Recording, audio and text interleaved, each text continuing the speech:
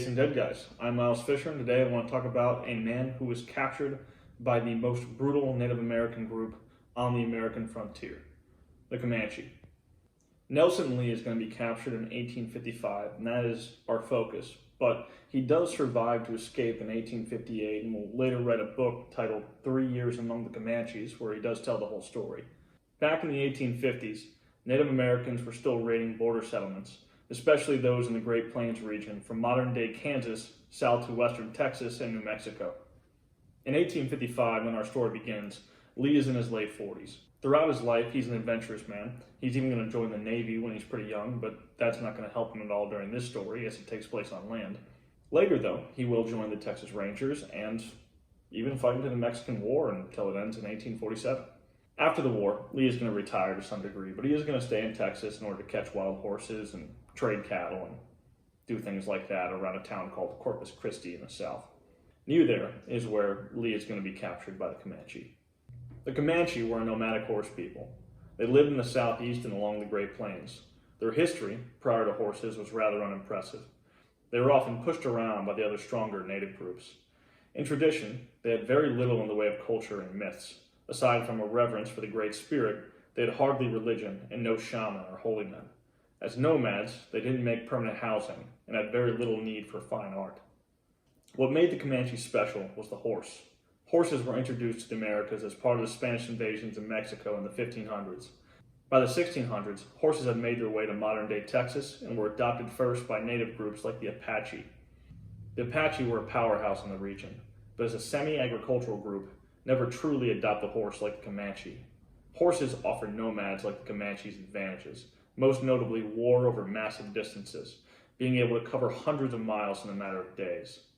By the 1800s, they were the most dominant Native American power in the Southwest and had the edge of a group in power that remembers what it's like to be kicked around. They would often steal horses and raid travelers, even in the dead of night.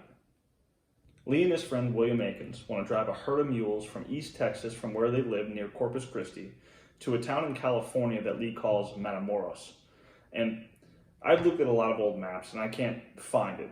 There is a spot in Baja, California where they might be going, but it doesn't really matter because when they travel west from Corpus Christi, they're not going to make it past El Paso. The trip is going to go right through Comanche country, but Akins is convinced that they can do so safely and make a bunch of profit. They will not, and Akins probably has no real good reason to believe that, being as how maps from the time literally label this area as the range of the Comanches. Regardless, they hire a bunch of men and they load up on horses. They drive their mules west toward Matamoros, wherever that is, with their mules, and they want to pick up more along the way. The men are pretty well supplied. Lee even stops off and picks up this fancy new pocket watch that can be set in order to actually go off like an alarm. He does this because he wants the caravan to be regimented. Every day he's going to set that thing for 3:30 a.m. He's going to wake up and he's going to get everything moving on time. The group starts their drive in early March in 1855. They're moving west slowly along the Rio Grande. There's grass there, and apparently that's important to mules. And just into April, they stop a little bit southwest of El Paso, where they want to rest the mules for a few weeks. In order to stay safe, each night the camp uses sentinels to keep a lookout for danger. On April 2nd, Lee gets off of patrol around 1 a.m. He sets his alarm, and he goes to sleep. Screams echo through the camp. It's pitch black. In dim campfire light, Lee can make out dark figures moving throughout the camp. They are painted Comanche. It's a raid, and the sentinels have offered no warning. Lee grabs his gun, but is lassoed as soon as he rises. He's tackled to the ground and held there by a team of Comanche. His legs and hands are tied. The scene is chaos, shouting and whooping as the Comanches go tent to tent with tomahawks. 4 settlers survive the raid. Nelson Lee and William Akins, who we know, but 2 other hired hands, Thomas Martin and John Stewart. The survivors are stripped of their clothes and dressed in Comanche garb, buckskin leggings and a hunting shirt. It's almost 3:30 a.m. now. As the raiding party is rummaging through Lee's things, they discover his pocket watch. As they're inspecting it, it goes off. They've never seen anything like it. They give it back to Lee so he can make the watch do it again.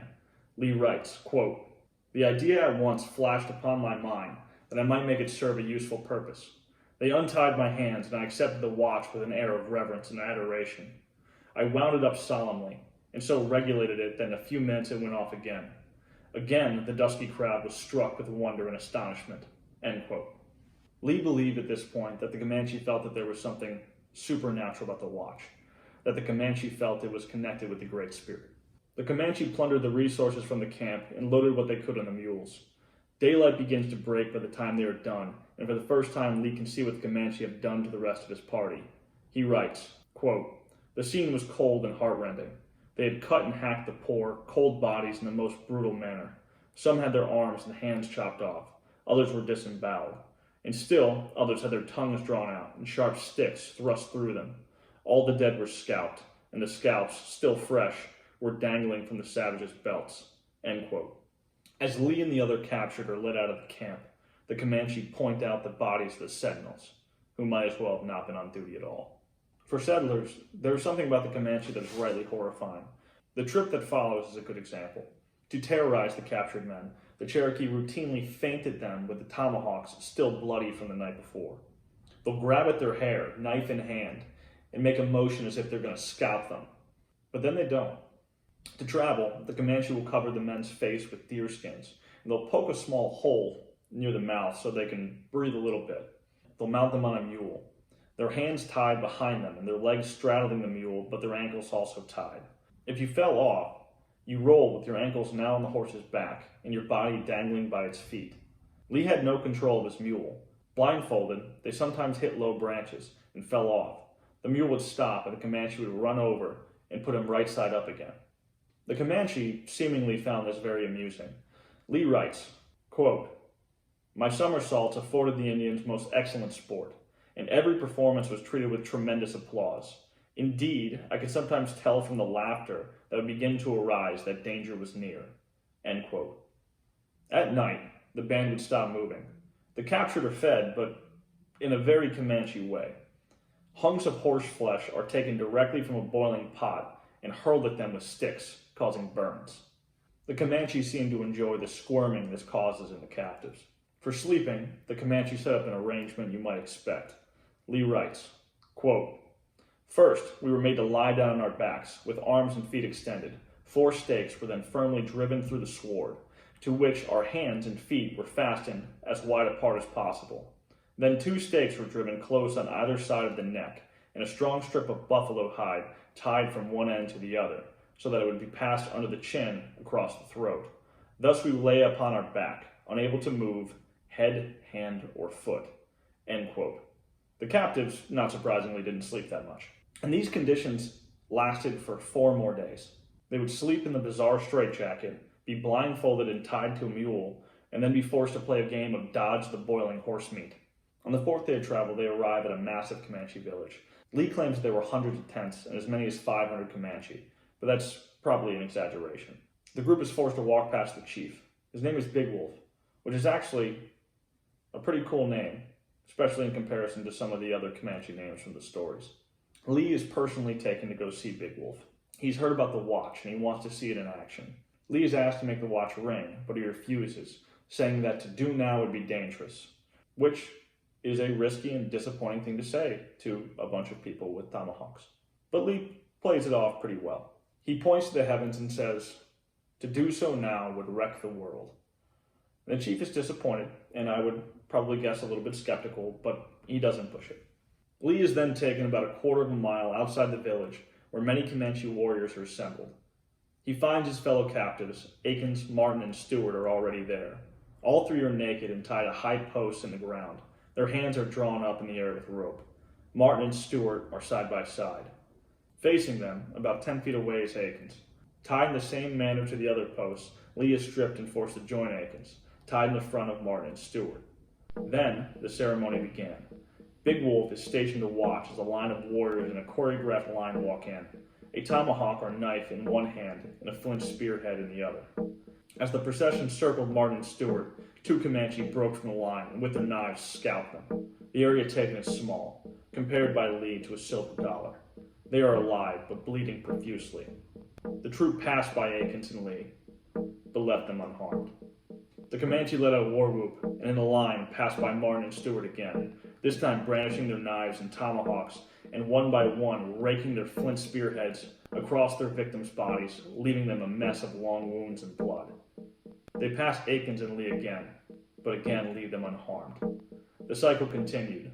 Lee writes, quote, "How many times they circled round, halting to sound the war whoop, and going through the same demonic exercise I cannot tell.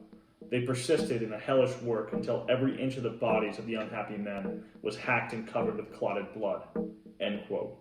Lee expressed that he would give anything during those hours of his life to have been able to choose his own form of death rather than face the torment of the Comanche. S.E. Gwynne, in Empire of the Summer Moon, writes of the Comanche, quote, "Not only did they inflict horrific suffering, but by all evidence they enjoyed it. Making people scream in pain was fun for them. It was an important part of their adult culture, and one they accepted without challenge." End quote. There was an intermission to the ceremony. The Comanche sat on the ground, smoked tobacco, and laughed at the prisoners, pointing out the damage done and mocking Martin for praying. Stewart remained silent. When the ceremony resumed, the Comanche did a war dance, two of them moving around the circle. Lee, looking on, says of the Comanche, quote, "Finally, they reached the victims, danced before them for some time, then drew their hatchets suddenly and sent the bright blades crashing through their skulls. Their bodies were taken down and rudely thrown aside upon the ground." End quote. Lee and Aikens, still naked and bound, believed they were next to suffer, but nothing happened. The ceremony was over, and they were left unharmed. They were unbound, dressed, and taken back to camp. Lee was haunted by the memory of that night, and from that point forward, he's going to relentlessly hate the Comanche. You can kidnap him, blindfold him, and tie him to a horse, but torturing his friends in front of him, that crosses a line. In an attempt to avoid torture himself, Lee even tries to effectively commit suicide. One day he attacks the Comanche, but they respond by just kind of wrestling him and laughing at him. Both Lee and Aikens are going to be brought back to the camp, but they're going to be separated for weeks. Eventually, the two do meet up again, and they're going to be allowed to converse for a short period of time. Aikens was being sent to another camp, and this was basically their opportunity to say goodbye. But Aikens does provide Lee with some parting advice. He told Lee that if he cooperated, he might live. He said that the watch was going to be the key to his escape. They would keep him alive because it had an effect on the chiefs and the warriors. Aikens told Lee, quote, "They believed it to be a living spirit in a silver body," end quote. After an hour or so, Aikens is going to be taken by the Comanche, and Lee is never going to see or hear from him again. He is actually presumed dead, as this story takes place in the 1850s. Nelson Lee will continue to live with the Comanche for 3 years after his initial capture. The years blend together to a certain degree.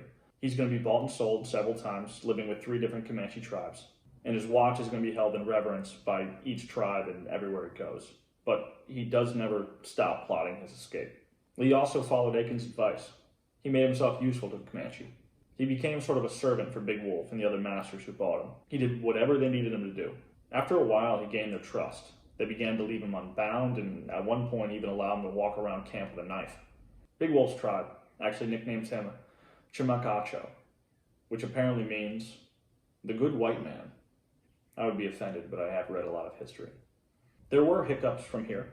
He did have one particularly cruel master, Spotted Leopard.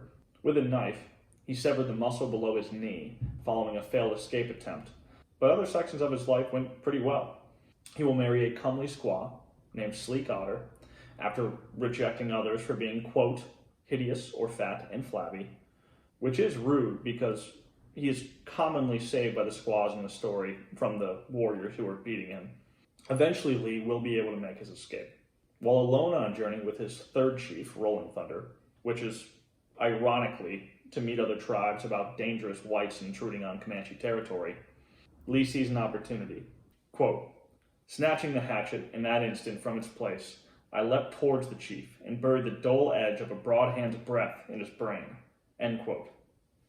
A broad hand's breath into his brain. That'll work. Lee continues, quote, "A moment sufficed to draw the rifle from beneath him and jerk the long knife from his girdle. Then, mounting his horse, I dashed wildly away over an unknown path toward the land of freedom." End quote. He traveled southwest, looking to find the Mexican state of Chihuahuas. He constantly had to double back due to geographic obstacles like cliffs and mountains or signs of Indians in the area. He would use the sun to travel in the day and the North Star to help him navigate at night. But after weeks in the wilderness, Lee began to struggle with his health. He writes, quote, "I was sick in body as well as soul. My limbs had become swollen, and the wounds and bruises that covered me were inflamed and painful. Day by day, I grew weaker as I advanced. Often I prayed God that when I fell asleep, I might never wake up again." End quote. After about a month, Lee's horse becomes too weak, and he's forced to abandon him when he's unable to move on. Lee writes, quote, "Now for the first time my heart died within me.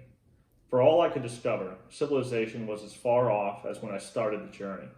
I began to doubt myself, to fear that I'd become crazed." End quote. But he soldiered on, alone in the wilderness, forced to avoid Comanche, encountering rattlesnakes and predators who were always near after he had had a successful hunt. Even fire was dangerous, because at night it could be seen over long distances. He used brush and cliffs for cover in order to make it less visible. On day 56 of his escape, while resting in a prairie, Lee hears a rifle shot nearby. He grabs his rifle and prepares to defend himself, but he's relieved to see that it's not Comanche, but a group of sombrero-wearing Mexicans. His phrasing. They were deer hunting. The group was heading home to San Fernandez, near the Rio Grande.